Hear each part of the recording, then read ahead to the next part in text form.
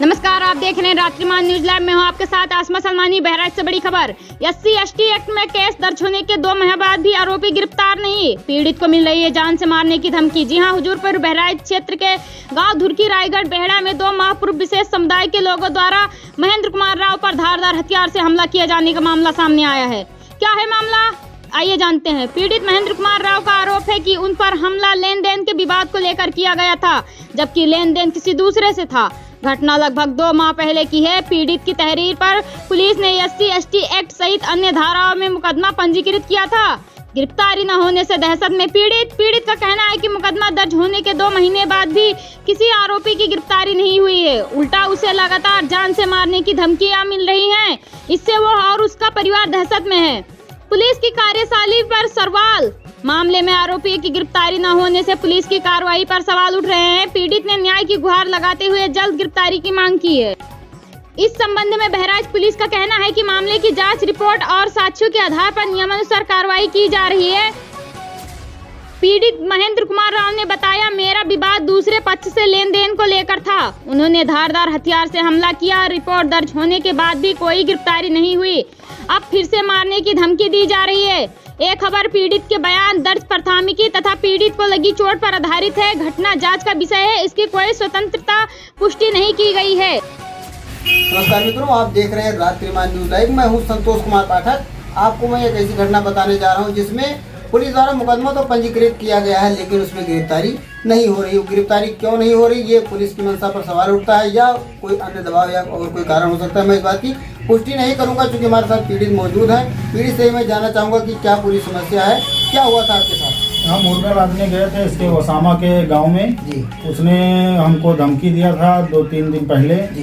कि हम गाड़ी छीन लेंगे। वो पैसा कोई दूसरा देना चाहता था, वो मांग रहा था हमसे। अच्छा। और हमने कहा हम नहीं देना चाहते हैं तो हम नहीं देंगे, जो देना चाहता है उसको लीजिए जी। तो वो गाड़ी कह रहा था गाड़ी छीन कर हमको दीजिए। और हम गाड़ी चाबी नहीं दे रहे थे तो उसने चाकू मार कर हम चाबी छीन ले गया। कहीं चाकू जो आपको लगा उसका कहीं निशान है? आपको निशान है। 2 महीना हो गया है सर, तो घाव बोल गई है जी। और जो है हाँ, तो इसके बाद क्या हुआ? आप पुलिस के पास गए? पुलिस के पास गए सर, हुजूरपुर थाने में गए। तो हुजूरपुर थाने वालों ने उनका ओसामा में गिरफ्तारी हुई और उसका और सब लोगों की गिरफ्तारी नहीं हुई, सिर्फ 3 लोगों की। गिरफ्तारी के कितने समय बाद उसको छोड़ दिया गया? तकरीबन कितना समय? 3 घंटा पहले। 3 घंटे का कहना है कि मात्र 3 घंटे की गिरफ्तारी करके फिर उसको छोड़ दिया गया। छोड़ क्या दिया गया, उसका 151 की जो कार्यवाही की जाती है शांति भंग की, उसमें कार्यवाही पुलिस की तरफ से किया गया होगा। लेकिन आगे क्या हुआ? आपने जब आपका SC/ST मुकदमा पंजीकृत है, आपने CO से बात किया। CO साहब ने क्या कहा? CO साहब ने कहा कि इसमें 80% हम SC/ST नहीं लगाता हूँ, नहीं लगाऊंगा।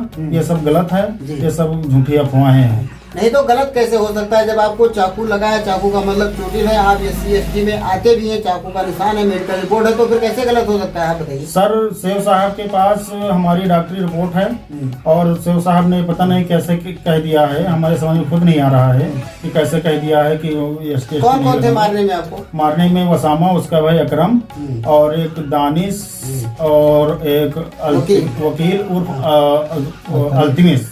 ये सब रहने वाले हैं पंचभा कैसरगंज के रहने वाले हैं और ये आए हैं धुरकी से, थाना हुजूरपुर, और इनका क्षेत्राधिकारी का क्षेत्र है कैसरगंज। तो मैं शासन प्रशासन से एक बार अपील करूंगा और निवेदन करूंगा कि पीड़ित को न्यायहित में मुकदमा जो पंजीकृत है उस पर कार्रवाई की जाए। कार्रवाई करते उनकी गिरफ्तारी की जाए। क्या दबंग द्वारा आपको धमकी वगैरह तो नहीं मिल रही है? जी, धमकी मिल रही है सर। धमकी मिल रही है कि तुम हमारा क्या कर पाओगे, कुछ नहीं कर पाओगे, फिर सुलह लगा लो, ये है वो है। सुलह लगाने की धमकी मिल रही है और हम कह रहे हैं सुलह नहीं लगाएंगे तो वो कह रहे हैं कि कुछ नहीं कर पाओगे, इसमें कुछ नहीं होगा, हमारे पास पैसा है, हम पैसा दे करके सुलझा लेंगे। और तो अब आप सुन रहे थे पीड़ित को, क्योंकि बातें और भी बहुत ज़्यादा हैं, समय कम है, और मैं इसी में छोटी बातों में कोशिश करूंगा कि शासन प्रशासन